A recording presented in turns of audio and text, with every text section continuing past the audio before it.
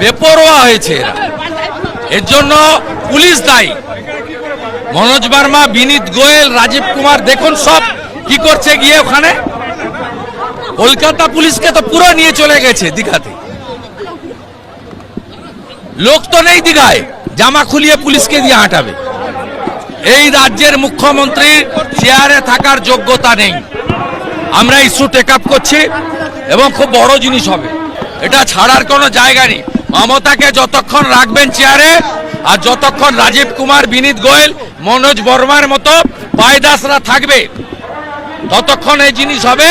আর যতক্ষণ ববি হাকিম, জাভেদ খান, ফয়াজ আহমেদের মতো লোকেরা শাসক দলকে নিয়ন্ত্রণ করবে, পরিণতি এটাই হবে। মমতা মুখ্যমন্ত্রী মেডিকেল কলেজে হতে পারে, গত বছর এবছর কলেজে হয়েছে, অসুবিধা কি? সে লোক দেখানো, ও তো ছাড়া হবে না। Mamata should resign. গোটা বাংলা মমতা ব্যানার্জির পদত্যাগ চায়।